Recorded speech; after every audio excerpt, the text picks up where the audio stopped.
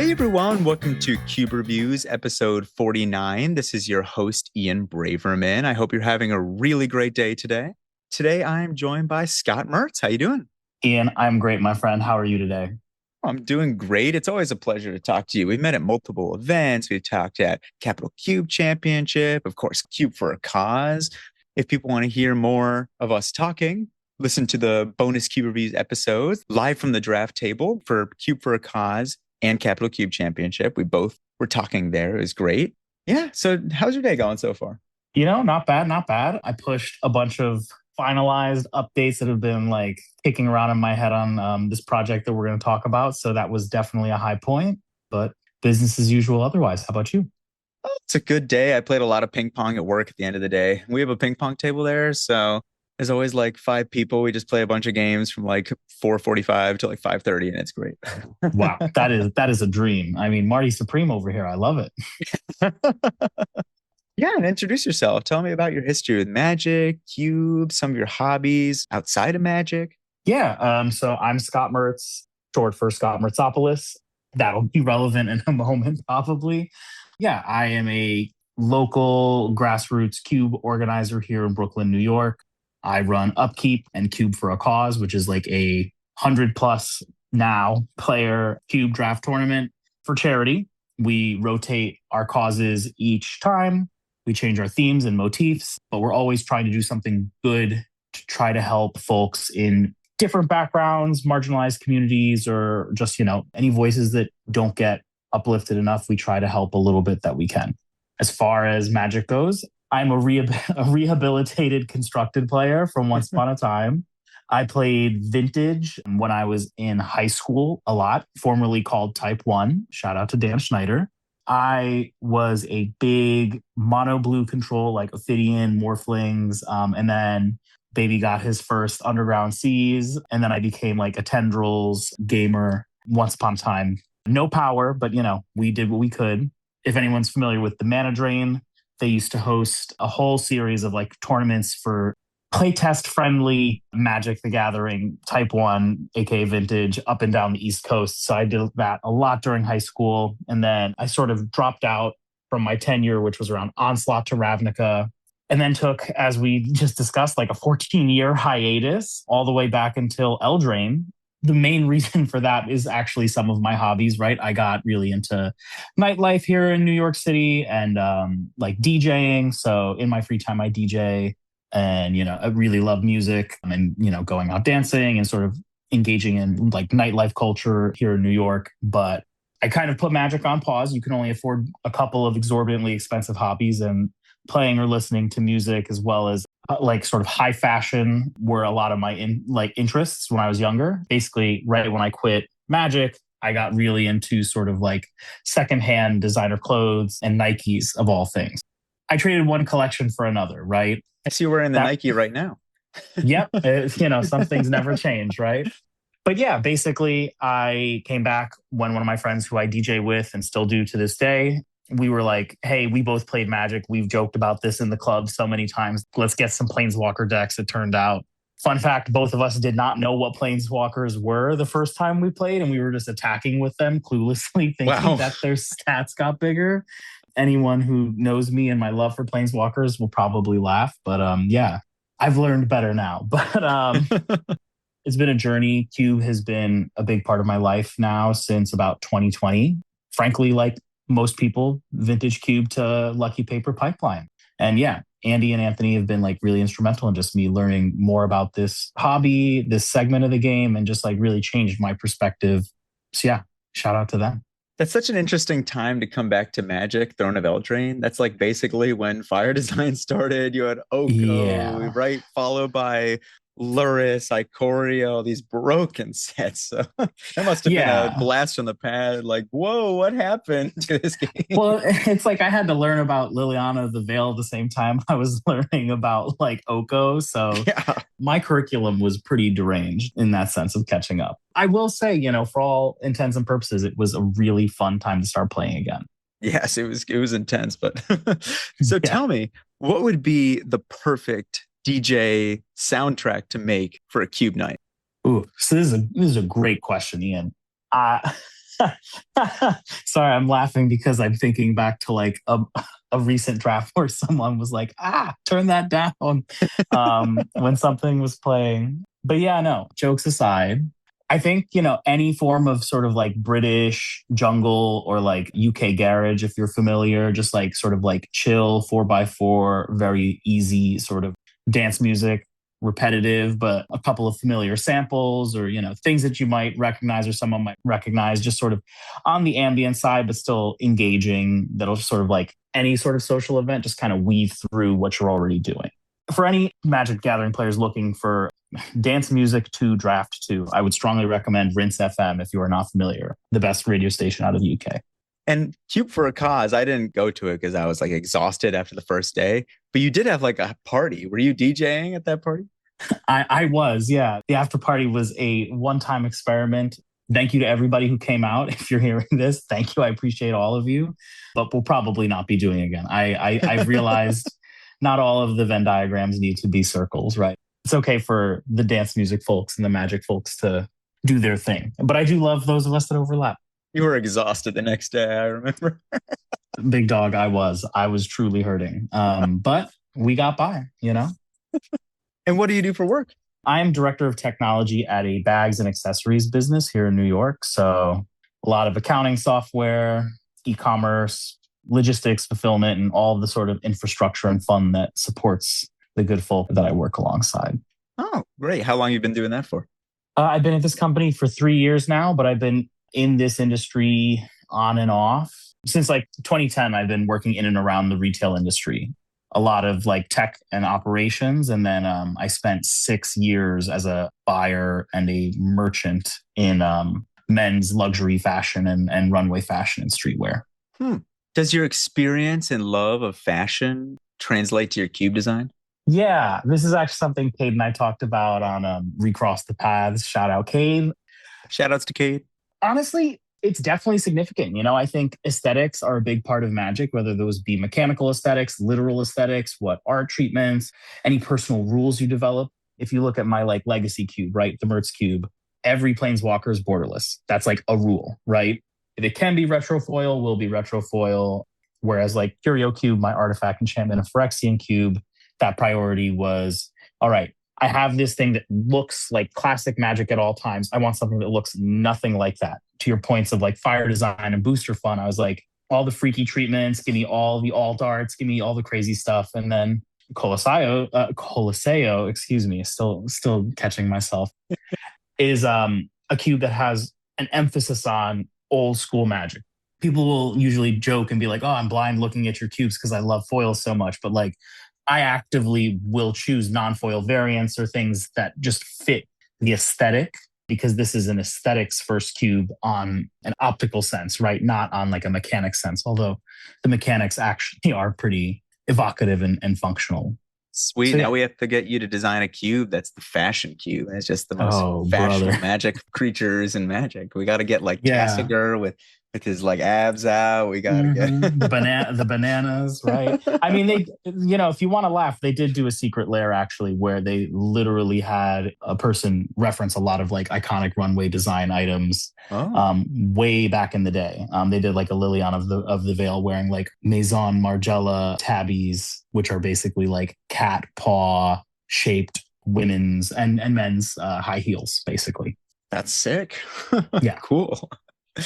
So everyone definitely go check out Cube for a Cause. I've been to 2 of them. It's a fantastic event. I definitely plan on going again. And if people happen to be available, ConnectiCube is going to be happening Saturday, February 28th and Sunday, March 1st. Similar timing to Cube for a Cause. So maybe you can go to both if you're available. That's right, baby. The East Coast. Yeah. And it's going to be featuring a bunch of great cubes like Kyle's Control Cube, Graham's Mono Red Cube, some guest cubes, and it's going to be 12 to 5, and then top 8, 5 p.m. on Sunday. So 64-person event. Everyone check it out if you're available. I hope you can all make it. I hope you can make it, Scott. I know it's going to be right after Cube for a Cause. So. Yeah, we're close, but I will try. That is a promise. Sweet. And today we're talking about Kolósaio, which is a Greek mythology-inspired cube where players enter the Coliseum. And I like on your outline on Cube Cobra how you write for guts and glory. Yeah, exactly. I mean, I think that hopefully that evokes exactly what the gameplay experience is like, but have a little fun with it, right? Yeah, tell me about the inspiration for this cube. Like you mentioned that you're Greek when we spoke at Cube for a Cause, and we were talking about this cube before. And I looked up Mirtsopoulos, your last name, and I was like, ooh, that is definitely a Greek last name. It's true. Polis is the common marker of Greek last names for the Peloponnese region of southern Greece, meaning son of, so son of Myrtsos. Just to just I was looking, I went on a little like online looking for like one of my own. I was like, I thought that was cool. And you're I also mean, Italian too. it's true. It's true. First off, the funny thing is you've done more research into my last name than I have, so shame on me. Bad Greek alert to all my Greeks. I'm very sorry. Shouts out to every Greek out there. Um, to your point, I'm Greek and Italian. I don't want to be so full of myself as to be like, that's a big inspiration for the cube, but I think it would be a little disingenuous to not acknowledge sort of like key pop cultural exports for my heritages, respectively, to be like Greek mythology, right? And all of the sort of things that float around that, Disney's Hercules, right? All these things that at the very least American children like grew up with, right? And then on the Italian side, movies like Gladiator, these things that bring the Coliseum to life. And I think movies like 300 really blur those lines a little bit for folks. All these sort of like my youth, like cinema elements paired back with my own like bloodline and heritage and sort of like even in therapy, like it has been part of a process of just like getting in touch with what Greekness is for me as someone who didn't grow up really exposed to Greek culture, right? So this cube was just like another step in sort of a process of like digging into those roots and iterating on them while also just like really being inspired by some really talented other cube designers out there and just like my love for a lot of the themes that you see in this environment. Yeah, like this cube, it sounds like it was heavily inspired by the Fire Swamp, which is a cube I haven't had a chance to play. I definitely want to, which is a Jund cube where only swamps are available in the land box, and you have to draft other ways to make other colors. This cube is mostly Mardu. We were just talking about how you made some updates to the cube, how there's more blue cards, but there's still few blue and green cards, so mostly Mardu, and only mountains are available at the end of the draft. Tell me about Exactly. that inspiration. So yeah, I think the Fire Swamp has to be the like most inspiring magic experience I've had in like a long time. Brett just like again, I'm sorry for all the shout outs, but shout out Brett. Brett truly made a banger of a magic environment. But it was something that I was like, I could not comprehend it, right? It was this thing that all of my friends who I respect, all of the designers who I like, were all just kind of like, this is the best thing I've ever played. And I just like could not get it. And then I had the privilege of getting to queue into it at Boston Cube Party. I had the most utterly cracked deck. I felt things during the draft that I had not felt before playing Magic, right? These like feelings of like tension and anxiety, but not like my usual like game three, round three, like in the finals, which is not usual for me. But mind you, like, the familiar tension of like, this matters to me. It was a tension of just kind of like, am I going to make it? Right. And I think Brett really evokes this sort of scarcity through the desert execution and this feeling of sort of like, I don't want to use a word like dread because that is not it, but it's like you feel like you're fighting each pick and you have to fight your own desires, right? Like in my draft of that, I somehow managed to play a Grixis deck.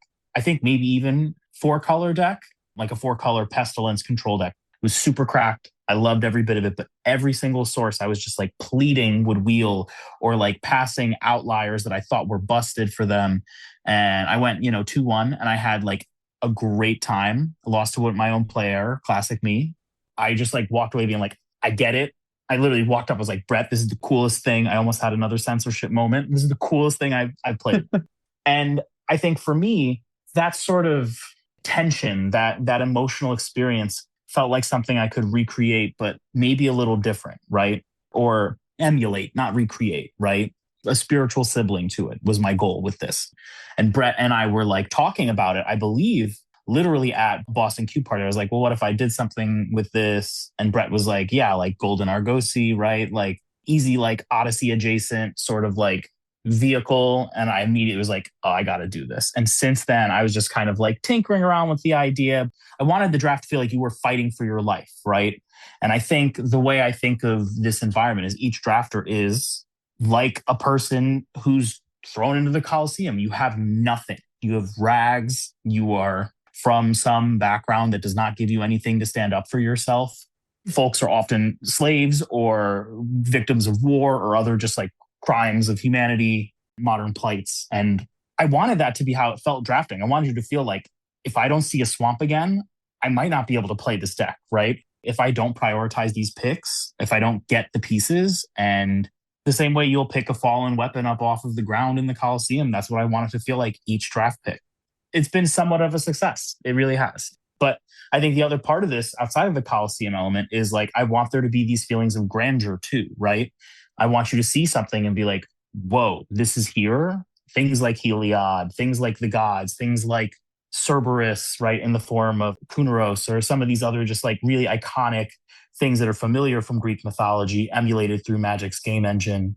But there's a lot of restrictions on how I designed it. So, I mean, that's awesome. I really want to draft that cube at some point. It sounds super cool. And the inspiration, it makes a lot of sense. I mean, desert cubes are fantastic. I love drafting desert cubes, but I feel like a lot of desert cubes, you can kind of get the colors that you need without trying too hard sometimes. Like there's yeah. fetches, there's shocks, there's triomes, there's duels. And it's like, you don't really feel that often in desert cubes, at least in my experience, that like, ooh, I don't know if I'm going to be able to function with this deck. I don't know if I'm going to be able to even play it.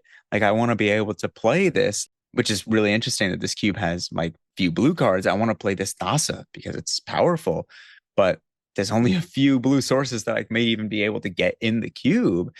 And then also, I love color restricted cubes. I mean, I have two myself, my Rakdos and Bant cube. And I just think it's a really cool design space. Like when I had Parker on to discuss Pulp Nouveau, where you only get swamps at the end of the draft. So this cube has 123 mono red cards, 68 white cards, 60 black cards. Tell me about the distribution of colors more.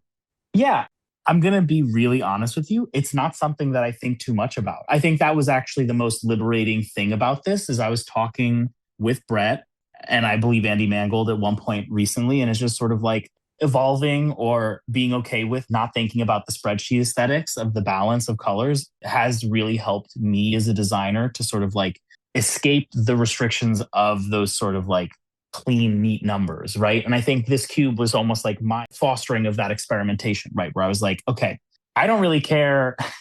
In simple terms, I kind of looked at the Fire Swamp, was like, how's Brett's lands look? And let me think about that in this context after I'd like done my swipe of, without getting ahead of ourselves, like minotaurs, like warriors, these sort of like typal and, tribal themes that like run throughout the blood of this environment, and just like decide like what is just from this just rawly card swipe, what are the dominant colors? Because like a plains could just as well clock as a Greek land, right?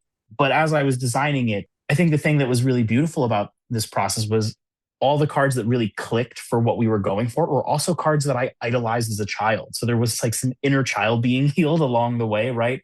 I have like OG Kamal in here. It's a 6/1 that lightning bolts you every turn. Like that is so unbelievable. I got to like finally source one that I didn't have as a kid, right? Things that I've only seen on like booster box printouts, right? Just to go back to like the color dispersal, I just saw what happened. I almost went for like an emergent design process of how the colors broke out. Red was clearly in the lead. It evoked the themes. It had the brutality. It is naturally an aggressive victory at all costs, but not in a ruthless way like black, more in a self-destructive way. And that felt on theme for what we were going for. White, on the other hand, adds a bit more balance and sort of like dynamism to that limitation or those restrictions that red usually has. And then black adds the sort of ruthlessness that you need to feel in these settings. Not to sound like, mini Rosewater over here, but I think all these things come together to like emulate this sort of like ruling class element, the warriors, and the sort of brutality that course through these themes. Yeah, I mean, when I was speaking to Greg, when we were talking about the drown yarn, he only had also like a few white cards in the cube. And it's similar to how here, like there's six mono blue cards, one green card, and then also some dual color cards, like Keranos being a god.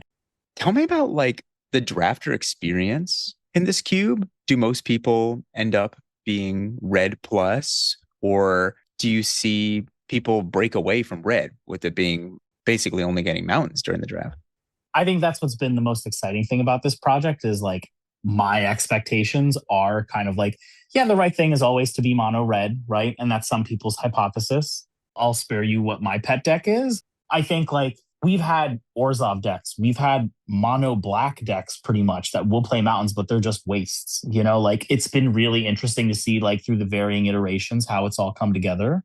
And yeah, just I don't know if we said this explicitly, but it's 3x16. So you have two wheels each pack, right? It definitely surprises me every time, put it that way. I think like a deck should expect to play red, but like it's not a prescription. That's a promise. At some point, maybe you'll see like a blue green deck and be totally surprised.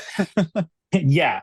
A friend, Julian from Baltimore, also was like, I don't know if I believe in the double blue pips, but I would prefer like a blue green card. And I was like, yeah, I have to start looking at blue green cards. Very cool. And coming back to like the flavor of the cube, like really looking at a lot of the cards that are included, it really does feel like a flavor top-down design, which I really appreciate.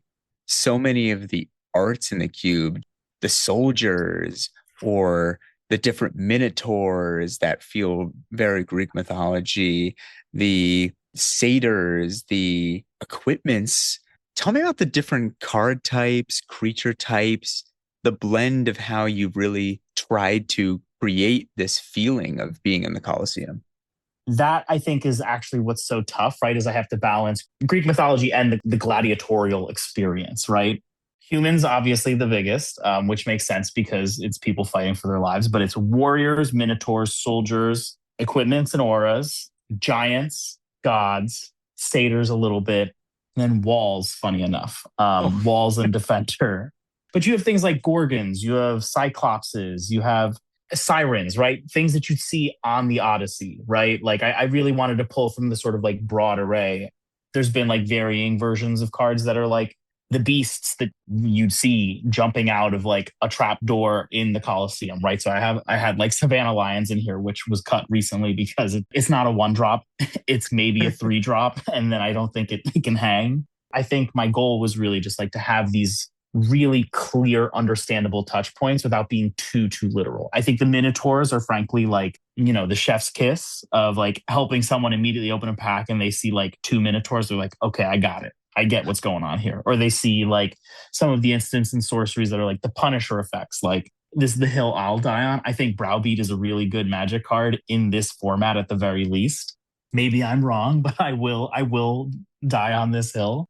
I want you to see these things that feel really clearly like we were talking about, like Greek mythology and gladiator flavor. I don't want it to be a Theros block set. I think that's what I'm really adamant about, right? As a designer, because I think that's not my goal. Theros is, for better or worse, a literal Greek Magic the Gathering plane, right? So there's going to be a heavy influence of it, but I do want it to be a good chunk not that set because my hope, to be so full of myself is like a set cube would be like a downgrade to what this actually is.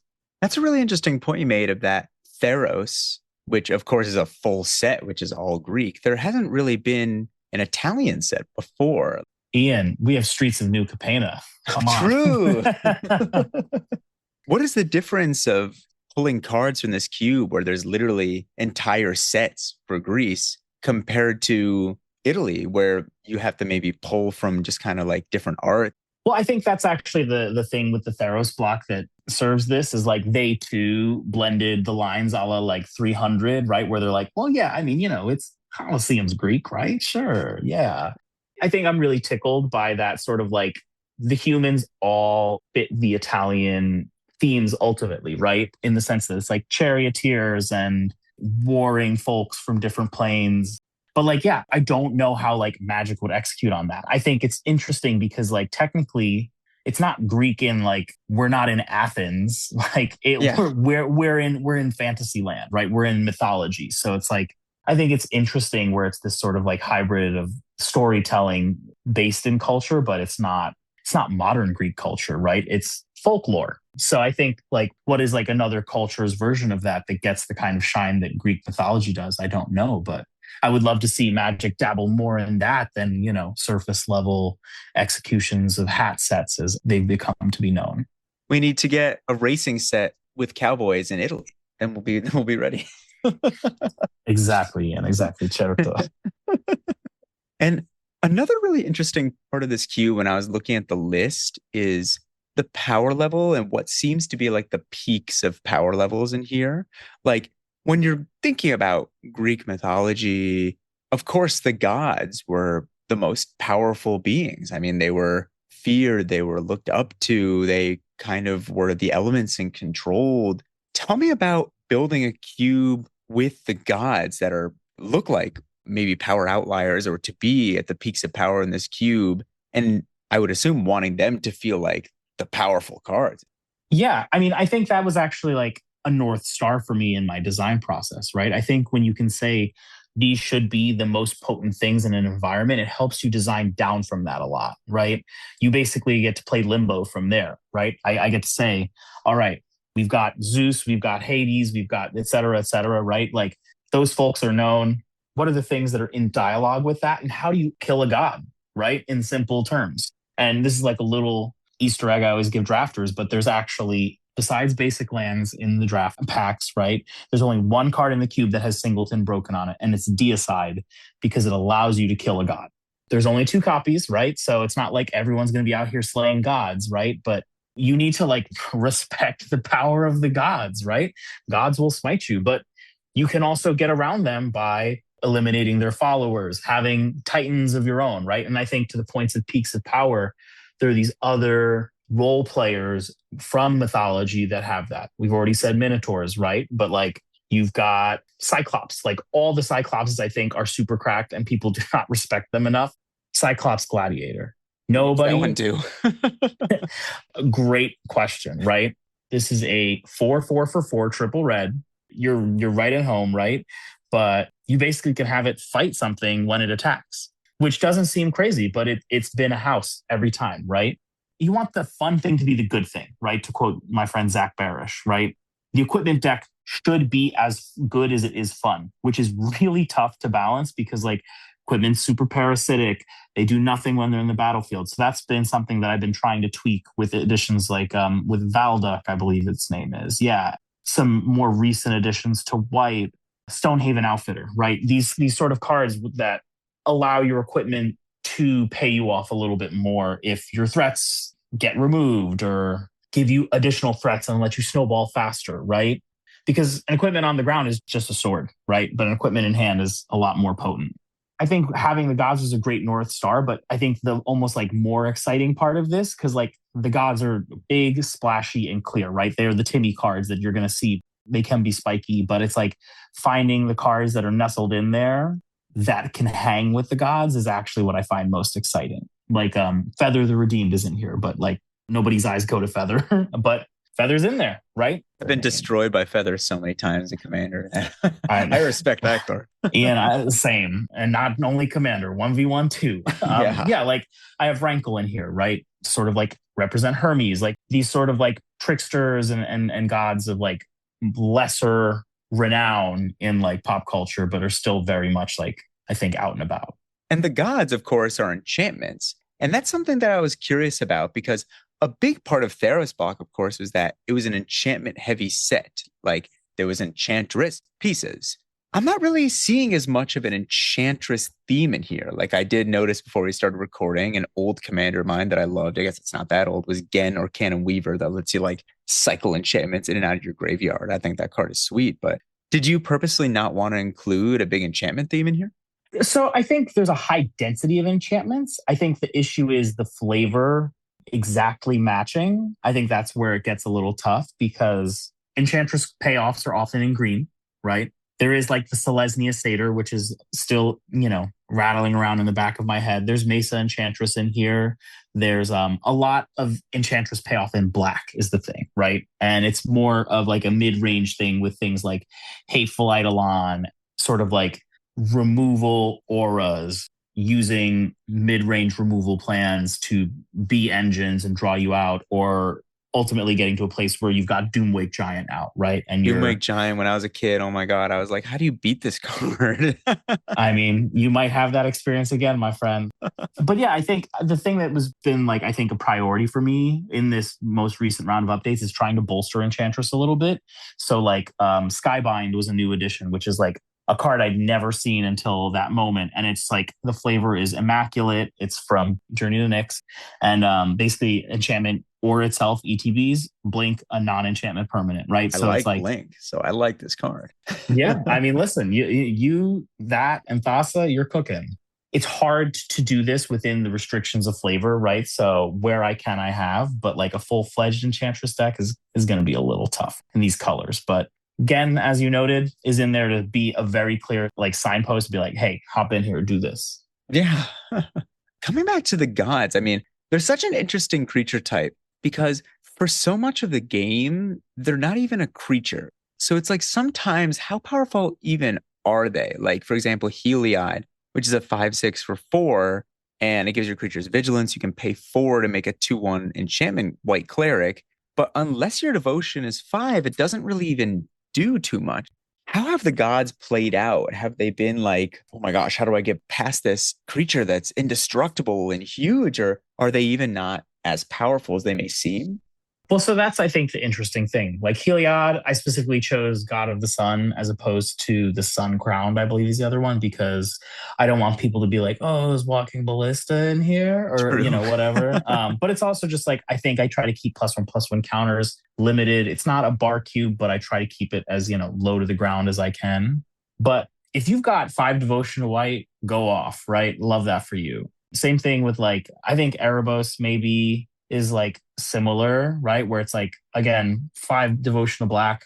Hope you can pull that off. And again, it's a 5/6, right? You just chump it with a 1/1 soldier token as long as you have to.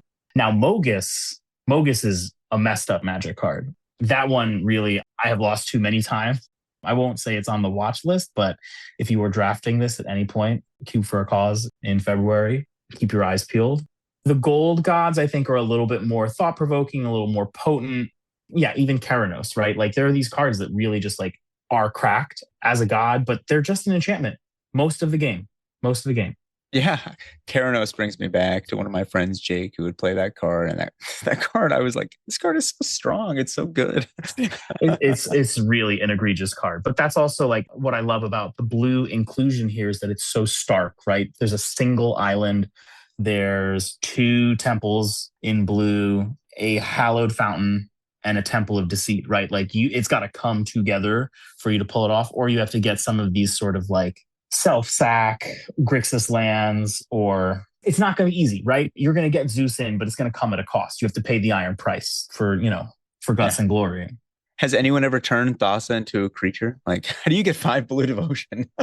Now that I've updated the cube, is that humanly possible? 1, 2, 3, 4, 5. If you draft literally mono blue brackets 6 magic cards, you can technically turn on Thassa. It has to come out exactly right, but you technically can, but it will not. Wow, that's the new like achievement unlocked moment. Yeah, stretch goals right there for you.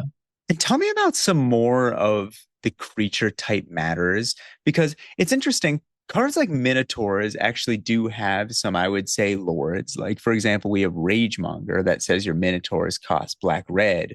Felhide Petrifier, which gives your Minotaurs Death Touch. But then also something like Soldiers. While I'm not seeing really that many like direct soldier payoffs, but they're united by the heroic mechanic. And heroic is such an interesting mechanic. It's been kind of power crept out by the new Heartfire Hero, help me. Yeah, Heartfire Hero. Tell me about how you have had mechanical uniqueness to the different types of creatures. I think Soldiers is a prime example of one that just kind of like, you're just going to have soldiers, right? Someone needs to watch over this stuff. There's a lot of them, but they're never the hero of the story. They fit really flavorfully. Where a warrior, for example, like Kargan Intimidator, right? These are cards that can rise to fame. The warriors have like a higher floor, I would say, because they're meant to be more adjacent to the actual gladiators, the same as like the barbarians to evoke this sort of like raider vibe in simple terms, right? But like the truth is like soldiers are meant to like come together in a density, right? With even things like how they solve in Theros block for the sort of like heroic theme alongside enchantments. They made enchantment creatures with bestow, right? So you have stuff like Nyxborn Shieldmate, Sightless Brawler, right? These little bits that you nestle in there. But like I'm not interested in breaking singleton. I think it really is just kind of like vibes forward, like let it rip. I can't promise you a soldier deck's going to win. I can promise you it will feel really cool to draft and cast a bunch. Mobilization. Yeah, it just gives your soldiers vigilance. So fingers crossed. Yeah, like I also see that there's a few minotaurs in here that actually care about like sacrifice, which I think is pretty flavorful. I mean, you're basically when you're going into the Coliseum, you're kind of sacrificing yourself. Yeah. And also, like, how many movies have we seen where someone pulls the homie right in front of the spear for them, right? And it's like, all these things really do happen in these settings, right? It is a ruthless place. Sacrifices are made. I've actually upped a lot of the threaten effect density. So I actually really want you to charismatically conscript your opponent's threats and sacrifice them yourself, right? I really want you to steal your opponent's stuff and just kill it. Simply put. Tell me about some of your favorite decks and plays that you've seen recently in the cube. Good question. I got absolutely cooked by Andy in Baltimore. Andy had a Valduk, Keeper of the Flame deck with Hammer of Nazan, Godo, Blackblade Reforged. And let me tell you, I've never been cooked harder. Hammer of Nazan is disgusting. I mean, giving the creature indestructible over and over again is so strong. Yeah. I will be frank, it is on watch, but there is something about just like a gigantic like anvil hammer that feels just so flavorful. It might be okay if it's the best thing out there. My pet deck, which I alluded to, is the Walls deck. I have trophied with the Walls deck. I think like a Mardu Walls deck is just busted and can be really good How does that because deck work? Like, what do you do? How do you win with a Mardu Walls deck? you got Blight Pile and you've got Vent Sentinel and you just crank them each turn, right? Just truly draining them out, blocking their threats and hoping for the best. You up your wrath density because I've lessened the wraths, right? But there's like a lot of classic wraths here. Good old Wrath of God, Shatter the Sky, there's red wraths. I think like even those sort of like Punisher effects, those to me are actually my favorite cards in this format because I can tell you, like I have a vivid recollection where I was playing, I think it was my friend Gabe Knott, where Gabe, if it was not you, I'm so sorry, brother. I feel like I was like sitting there. There's this one really, it's just like the worst wrath you'll ever see. It's called Breaking Point. It's from Judgment. It's 2 red and a colorless. Destroy all creatures unless the player has Breaking Point, deals 6 damage to them. Creatures destroyed this way cannot be regenerated. It is like the worst red wrath you'll ever see. But like, I feel like I cast it on curve. They took 6 and then it was like, all right, walls are off to the races. And then I cast Browbeat and I got to Ancestral Recall, right? And it's just like, I think there's just like these moments where really silly stuff happens and you're so excited for it to just sort of unfold. I think it is like for a lower overall power level to say like your legacy plus environment or vintage cube. I think the splashy games are just as fun and exciting and it comes together one way or another. I mean, there are definitely some cards in here that I would classify as being mean cards. Like I'm looking at here, Engineered Plague. Choose a creature type. All creatures of the chosen type get -1/-1. Like, ooh, you name soldier with that, and it's like, oh, that deck is gone. Ian, it's not those times without a little plague running around, right? I mean, like, there's power outliers here, like Phyrexian Arena, Underworld Connections, like all these arts just like fit perfectly for the vibe we're going for, but they also like they're potent, they're familiar, and they kind of just hit. Dictate of Erebos is a disgusting card. It's funny because like every time I add a commander staple here that actually flavorfully fits, it feels so wrong. And Dictate of Erebos is, I think, like the top one where I'm just like, what am I doing here, man? But we know what I'm doing here. I'm trying to do something really wild. I think to your point, though, of punishment, right? Land destruction is a big element of this that I kind of like to be in there. We have Cleansing Wildfire. We have Spiteful Blow, which is 6 mana, but it's destroy a creature and a land. There are bounce lands. Like, you are never safe here. You are never safe in the Coliseum. That's sick. I'm a fan of land destruction. I too am a sicko, Ian. It's true. And This cube includes so many unique cards that I feel like I hadn't seen a large number of this cube of cards. Yeah. Have there been any sleeper hits that you're like more people should try this card? Oh, you're gonna make me pick my darlings, eh? Okay, let's go through the list. So I'm a firm believer of the white top end cards. I think Magida the Lion or Mageda, I don't, goodness knows how to pronounce some of these old names. Hixus, World Queller, Darien, King of Keldor, I had a right? Darien deck. It was in Commander, you'd play Darien and then be like, what are you going to do? Attack me? Come on. Yeah, go ahead, have fun. All of you, please. I've got 41 ones. Now what? 39 1/1s, excuse me. And then you play a Soul's Attendant. It's like, I can never die. It's over. It's true. GG's. Thanks for playing. I am personally a firm believer in the Enchantress deck. I think the Blink stuff is really potent. I've had a deck that was like an Is It deck and it had, no, it was Grixis, excuse me. And it had Thassa on the splash as well as Golden Argosy. I think like these sort of like cards that you don't get to cast normally in Cube are what really excite me. Like sleeper hit, Infernal Medusa. This card is atrocious. What does that card do? Okay, so it's from Legends. It is a 2 black, 3 colorless, all non-wall creatures blocking Medusa are destroyed at the end of combat, as are all creatures blocked by Medusa. Dang, look at that art. That art's crazy. It's so classic. And, you know, it is Queen herself. So I just had to include it. But I think Medusa is like really pushed. I think the Walls deck is really pushed and not respected enough. I think the Sack deck is new and has really come together. There's a card that's on my watch list because it feels the flavor just gets by. And I think the name of it really speaks to me, which is Gruesome Encore, because that, again, it makes me think of like the Are You Not Entertained scene in Gladiator. It's a black sorcery, reanimate an opponent's threat, and then exile it. Yeah.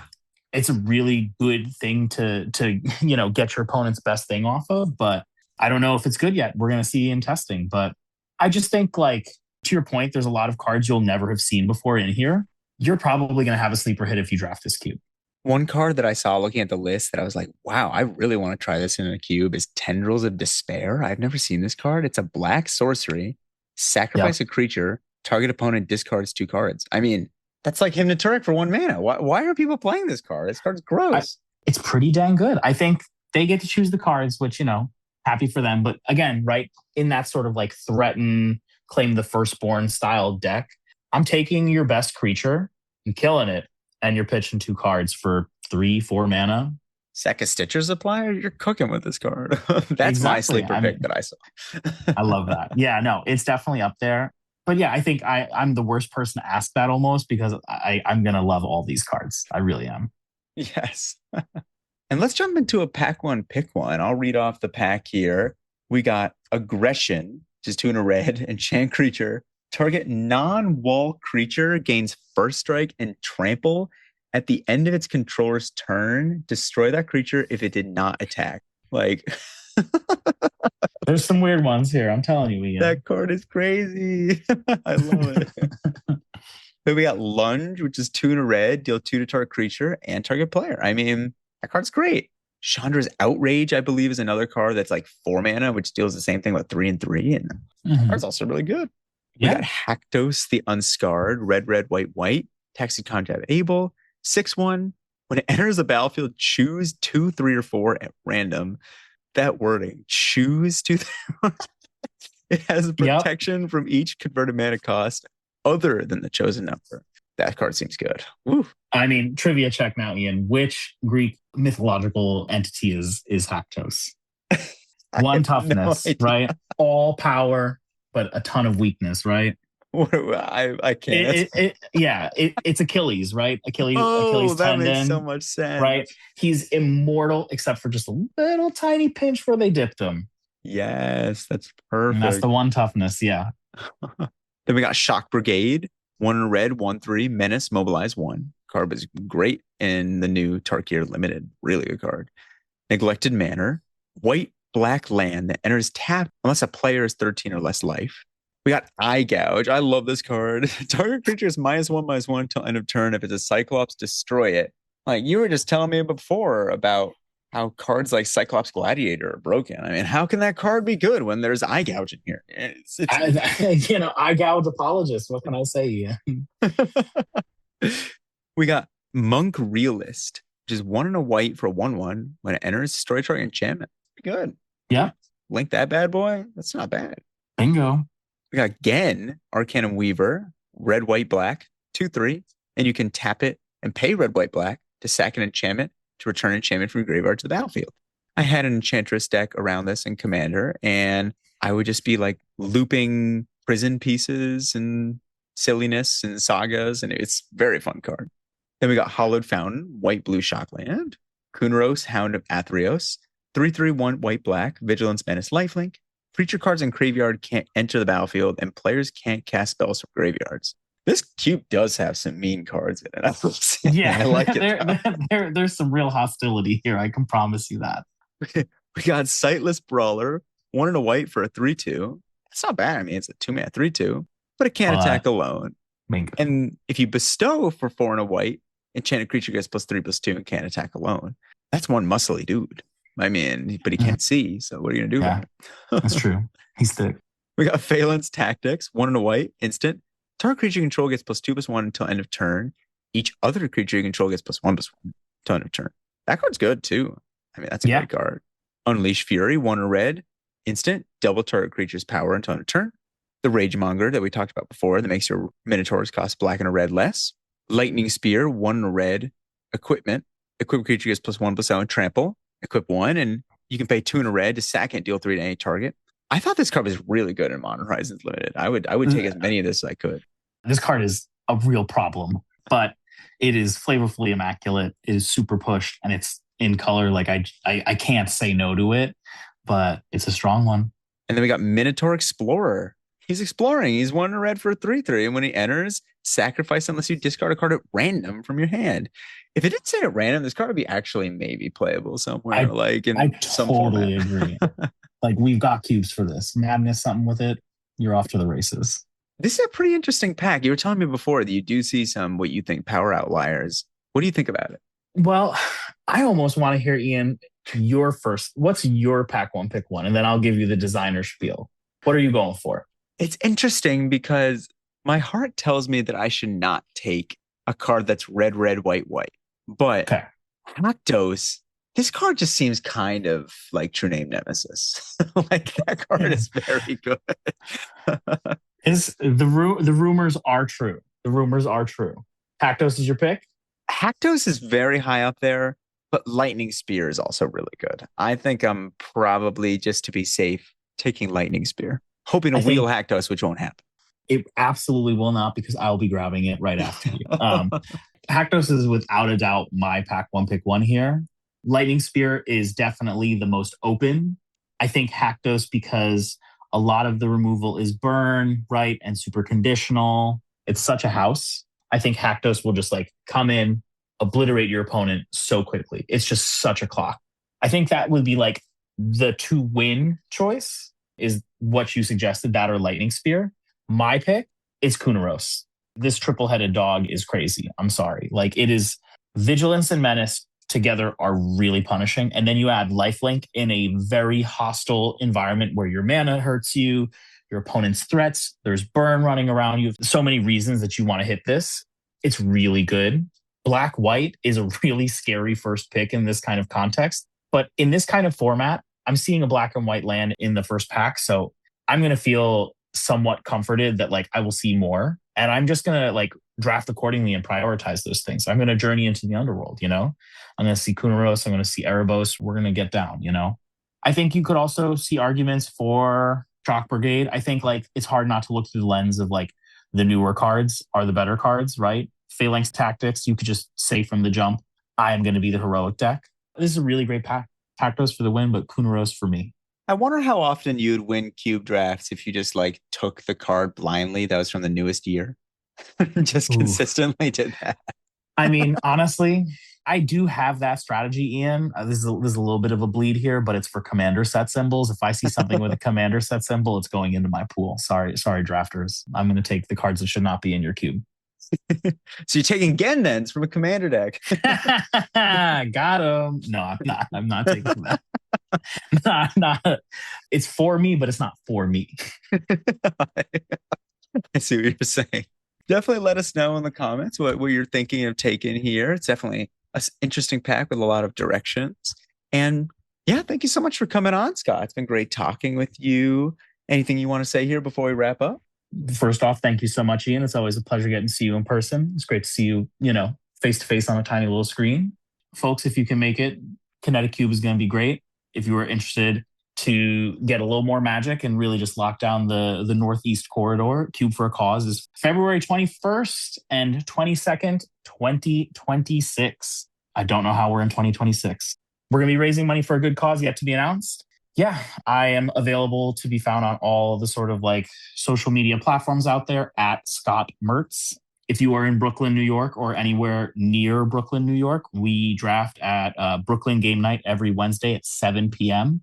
We're always making sure people come in, have fun, are welcomed and made to feel safe, and have a great time playing Magic with some friends. We'd love to have you anytime.